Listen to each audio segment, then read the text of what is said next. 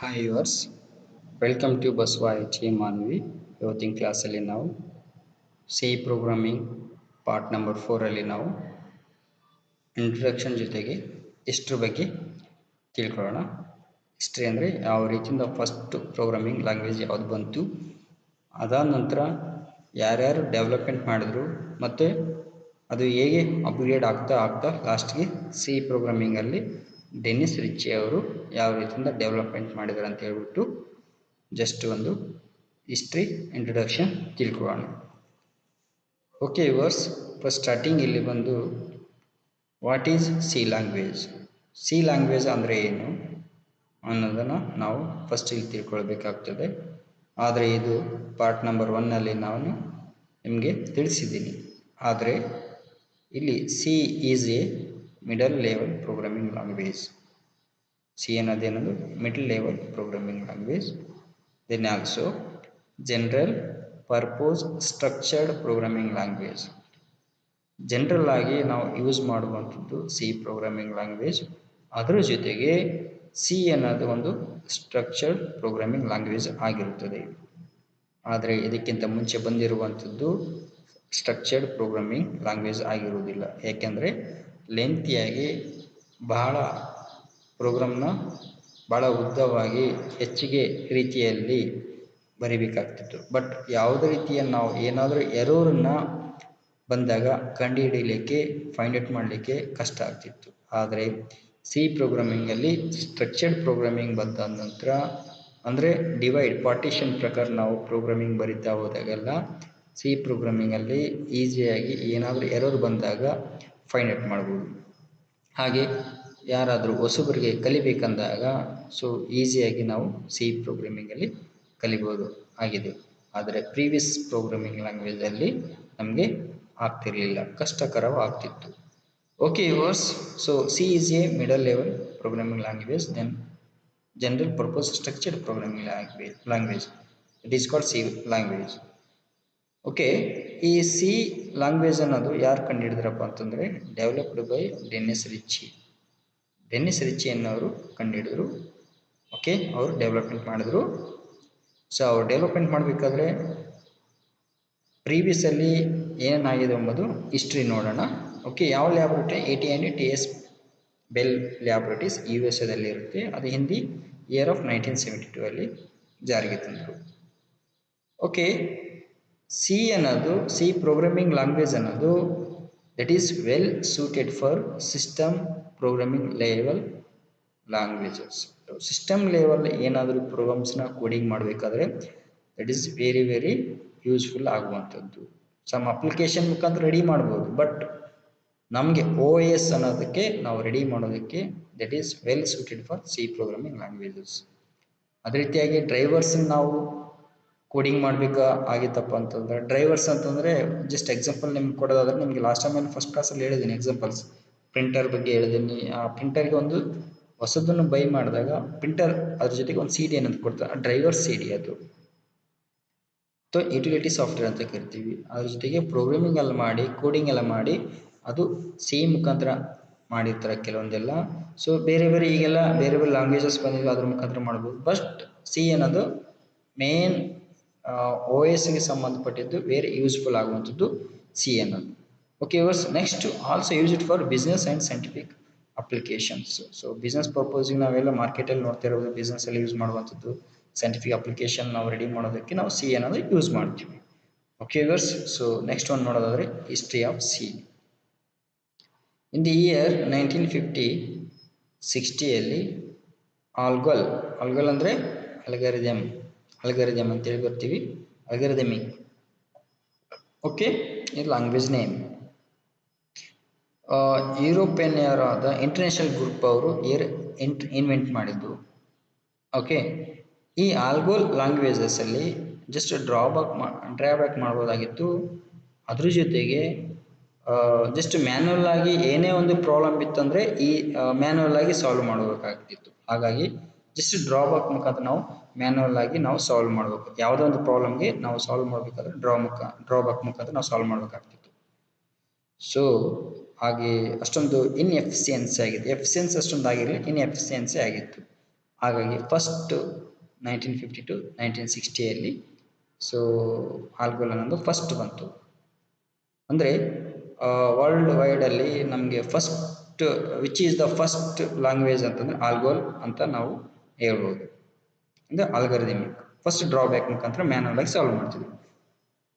Okay, so next second ಒಂದು ನೋಡೋದಾದರೆ BCPL 1966-67 BCPL ಅನ್ನೋದು ಲ್ಯಾಂಗ್ವೇಜ್ ನೇಮ್ ಬಂತು. ಅಲ್ಲಿ BCPL ಅಂದರೆ ಬೇಸಿಕ್ ಕಂಬೈನ್ಡ್ ಪ್ರೋಗ್ರಾಮಿಂಗ್ ಲ್ಯಾಂಗ್ವೇಜ್. ಆಲ್ಗೋಲಲ್ಲಿರುವಂಥ ಮ್ಯಾನ್ಯಲ್ ಆಗಿ ಡ್ರಾಬ್ಯಾಕ್ ಮಾಡುವಂಥದ್ದನ್ನು ಯಾವುದಕ್ಕೆ ಸೇರ್ಪಡೆ ಮಾಡಿಕೊಂಡ್ರು BCPLಗೆ ತಗೊಂಡಾಗ ಅಲ್ಲಿ ಅವರು ಮಾರ್ಟಿನ್ ರಿಚರ್ಡ್ಸನ್ ಅವರು ಡೆವಲಪ್ ಅನ್ನೋದು ಮಾಡಿದರು. ಅಲ್ಲಿರುವಂಥ ಕೆಲವೊಂದು ಫೀಚರ್ಸ್ನ ತಗೊಂಡು ತಾವು ಮತ್ತೆ ಕ್ರಿಯೇಟ್ ಮಾಡಿಕೊಂಡು BCPL ಅಂತ ಹೇಳ್ಬಿಟ್ಟು ಲ್ಯಾಂಗ್ವೇಜ್ ನೇಮನ್ನು ಕ್ರಿಯೇಟ್ ಮಾಡಿದ್ರು. ಅದು ಯಾವುದಪ್ಪ ಅಂದರೆ BCPL basic combined programming language.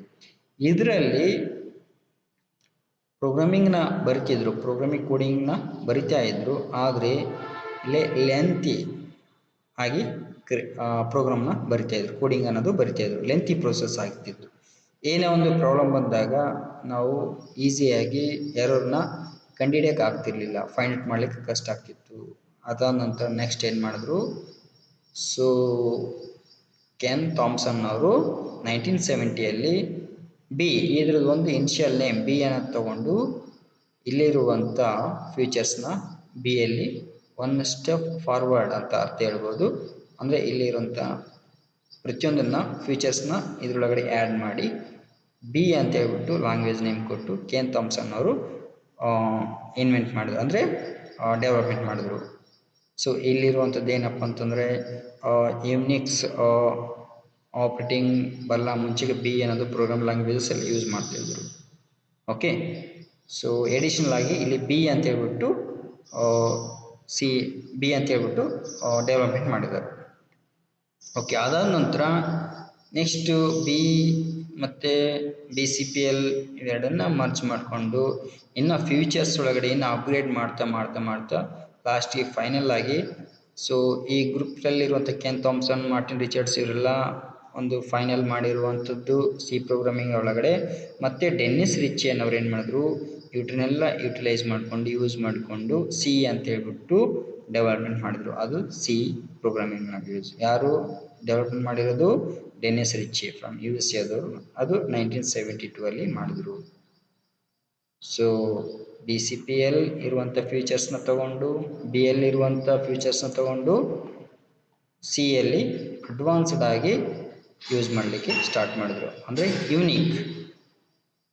So C programming ಬಂದುಬಿಟ್ಟು ಯೂನಿಕ್ಸ್ ಒಂದು ಆಪ್ರೇಟಿಂಗ್ ಸಿಸ್ಟಮ್ ಇದೆ ಅಲ್ವಾ, C ಪ್ರೋಗ್ರಾಮಿಂಗಿಂದನೇ ಬರೆದಿರೋದು. ಓಕೆ, ಸೊ C ಅನ್ನೋದು ನಮಗೆ ಕಲೀಲಿಕ್ಕೆ ಭಾಳ ಈಸಿಯಾಗಿ ಆಯಿತು. ಯಾಕಂದರೆ ಇಲ್ಲಿ ಪಾರ್ಟಿಷನ್ ಪ್ರಕಾರ ನಾವು ಡಿವೈಡ್ ಮಾಡಿಕೊಂಡು ನಾರ್ಮಲ್ ಆಗಿ ನಾವು ಈಸಿಯಾಗಿ ಕಲೀಲಿಕ್ಕೆ ಅಂಡರ್ಸ್ಟ್ಯಾಂಡಿಂಗ್ ಆಗ್ತದೆ. ಸೊ ಇದರಲ್ಲಿ ಭಾಳ ಡಿಫಿಕಲ್ಟ್ ಆಗ್ತಿತ್ತು ಡ್ರಾಬ್ಯಾಕಲ್ಲಿ ಮಾಡಬೇಕಾದ್ರೆ. ಓಕೆ, C ಅನ್ನೋದು ಭಾಳ ಯೂಸ್ಫುಲ್ಲಾಗಿ ಯೂಸರ್ ಫ್ರೆಂಡ್ಲಿಯಾಗಿ ನಾವು ಆಪ್ರೇಟ್ ಮಾಡ್ಬೋದು, ಕೋಡಿಂಗ್ ಅನ್ನೋದು ಬರಿಬೋದು. ಓಕೆ, ಸೊ ಇದು ನೆಕ್ಸ್ಟ್ ಒಂದು ನೋಡೋದಾದರೆ C was invented to write an operating system called Unix. Unix ಅನ್ನೋದು C ಮುಖಾಂತರನೇ ಪ್ರೋಗ್ರಾಮಿಂಗ್ನ ಬರೆದಿರೋದು. ಸೊ ನೆಕ್ಸ್ಟ್ ಒಂದು ನೋಡೋದಾದರೆ the language was formalised in 1988 by the American national standard institute on C. So American national standard institute ಅಂದರೆ ಅದರದ್ದು short form ಏನು? An C, and also called an C ಅಂತೇಳಿ ಕರಿಬೋದು. ಆದರೆ C was invented to write an operating system ಅಂತೇಳಿ called an Unix ಅಂತ ಹೇಳ್ತಾ ಇದ್ವಿ. Okay, fine. ಓಕೆ, C ಮುಖಾಂತರ ನಾವು ಯೂನಿಕ್ಸ್ ಆಪ್ರೇಟಿಂಗ್ ಸಿಸ್ಟಮ್ನ ನಾವು ರೆಡಿ ಮಾಡಿದ್ದು. ಆದರೆ ಒಂದು C ಅನ್ನೋದು ಮಾರ್ಕೆಟಲ್ಲಿ ಒಂದು ಪ್ರಾಡಕ್ಟ್ನ ಬಿಟ್ಟಾಗ ಅದು ಯಾವುದರಲ್ಲಿ 1988 ಅಮೇರಿಕನ್ ನ್ಯಾಷನಲ್ ಸ್ಟ್ಯಾಂಡರ್ಡ್ ಇನ್ಸ್ಟಿಟ್ಯೂಟ್ ಆದ ಒಂದು ಕಂಪ್ನಿ ಆದ ಅವರು ಒಂದು ರೂಲ್ಸ್ ಅನ್ನೋದು ಮಾಡಿದರು. ಅವರು ತಗೊಂಡು ಪ್ರಾಡಕ್ಟನ್ನು ಈ ರೀತಿಯಿಂದನೇ ಯೂಸ್ ಮಾಡಬೇಕು, ಈ ರೀತಿಯಿಂದನೇ ರೂಲ್ಸ್ ಆ್ಯಂಡ್ ರೆಗ್ಯುಲೇಷನ್ ಅನ್ನು ಮಾಡೋದು company American national standard Institute ಅನ್ನೋರು ಮಾಡಿದರು. ರೂಲ್ಸ್ ಆ್ಯಂಡ್ ರೆಗ್ಯುಲೇಷನ್ನು ಸಿ ಪ್ರೋಗ್ರಾಮಿಂಗ್ನ ಈ ರೀತಿಯಿಂದನೇ ಯೂಸ್ ಮಾಡ್ಬೇಕಂತೇಳಿ ಜಾರಿಗೆ ತಂದವರು ಯಾರು? American national standard Institute ANSI ಅಂತ ಹೇಳ್ಬಿಟ್ಟು. ಓಕೆ, ಸೊ ನೆಕ್ಸ್ಟ್ ಒಂದು ನೋಡೋದು, C programs are normally typed in text editors like notepad or direct in the C compiler.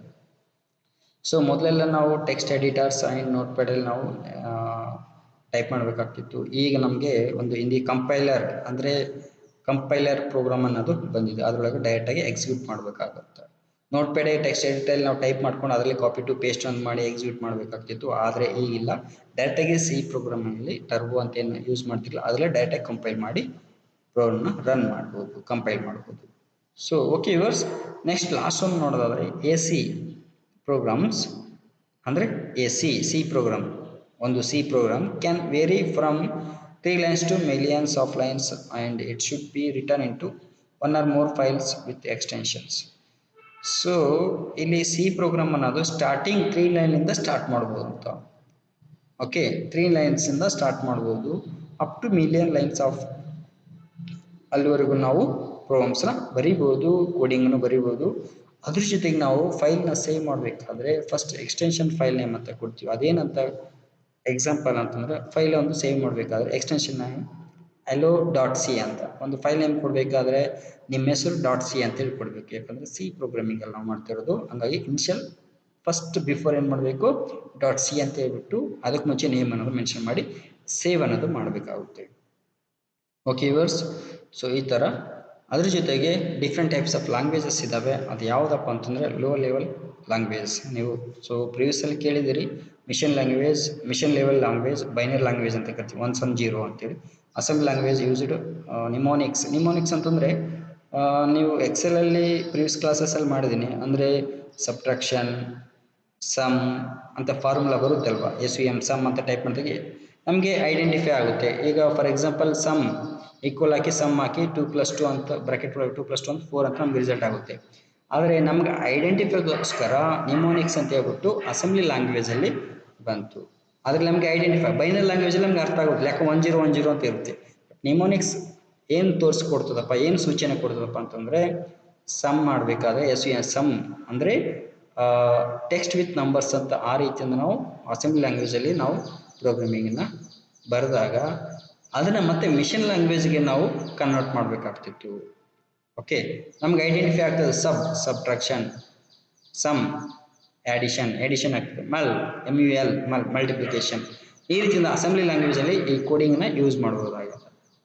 Okay, next ಒಂದು ನೋಡೋದಾದ್ರೆ last second high level languages COBOL, FORTRAN, BASIC C++, Java ಇವೆಲ್ಲ ಈಗ ನಾವು use ಮಾಡುವಂಥದ್ದು. English letters ಮತ್ತು expressions ಎಲ್ಲ ಈಸಿಯಾಗಿ understanding ಆಗ್ತವೆ. ಅಂದರೆ ಮಿಷನ್ ಲ್ಯಾಂಗ್ವೇಜ್, ಅಸೆಂಬ್ಲಿ ಲ್ಯಾಂಗ್ವೇಜ್ ಎಲ್ಲ ಎರಡು ಸೇರಿಕೊಂಡು ಸಿಯಲ್ಲಿ ನಾವು ಹೈ ಲೆವೆಲ್ ಪ್ರೋಗ್ರಾಮಿಂಗ್ ಲ್ಯಾಂಗ್ವೇಜಲ್ಲಿ ಯೂಸ್ ಮಾಡುವಂಥದ್ದು ಈಸಿಯಾಗಿ ಅಂಡರ್ಸ್ಟ್ಯಾಂಡಿಂಗ್ ಆಗ್ತದೆ. ಓಕೆ, ಸೊ ಈ ರೀತಿಯಿಂದ ನಾವು ಸಿ ಪ್ರೋಗ್ರಾಮಿಂಗ್ನ ಇಷ್ಟರ ಬಗ್ಗೆ ನಾವು ತಿಳ್ಕೊಂಡಿದ್ದೀವಿ. ಮತ್ತು ಯಾವ ರೀತಿಯಿಂದ ಯೂಸ್ ಮಾಡಬೇಕು, ನೆಕ್ಸ್ಟು ಪ್ರಾಕ್ಟಿಕಲಲ್ಲಿ ಯಾವ ರೀತಿಯಿಂದ ಕಂಪೈಲ್ ಮಾಡಬೇಕು, ಯಾವ ರೀತಿಯಿಂದ ಎಕ್ಸಿಕ್ಯೂಟ್ ಮಾಡಬೇಕು, ಯಾವ ರೀತಿ ಕಂಪೈಲ್ ಮಾಡಬೇಕು, ಯಾವ ರೀತಿ ರನ್ ಮಾಡಬೇಕು ಅನ್ನೋದು ಸೊ ನೆಕ್ಸ್ಟ್ ಬರುವಂಥ ಕ್ಲಾಸ್ ನಂಬರ್ 5 ಸೊ ಪ್ರಾಕ್ಟಿಕಲ್ ಸಮೇತ ನಾವು ನೋಡೋಣ. ಓಕೆ ವರ್ಸ್, ಸೊ ಈ ವಿಡಿಯೋ ಇಷ್ಟ ಆಗಿದೆ ಲೈಕ್ ಮಾಡಿ, ಶೇರ್ ಮಾಡಿ, ಏನಾದರೂ ಡೌಟ್ ಇದ್ದರೆ ಕಮೆಂಟ್ ಬಾಕ್ಸಲ್ಲಿ ಹಾಕಿ. ಹಾಗೆ ನಮ್ಮ ಬಸವ ITA ಮಾನವಿ ಚಾನಲ್ನ ಸಬ್ಸ್ಕ್ರೈಬ್ ಮಾಡಿ. ಸಬ್ಸ್ಕ್ರೈಬ್ ಮಾಡೋದ್ರಿಂದ ನಾವು ಮಾಡುವಂಥ ವಿಡಿಯೋ ನಿಮಗೆ ನೋಟಿಫಿಕೇಶನ್ ಬರ್ತಾನೆ ಇರ್ತವೆ. Okay yours, thank you so much.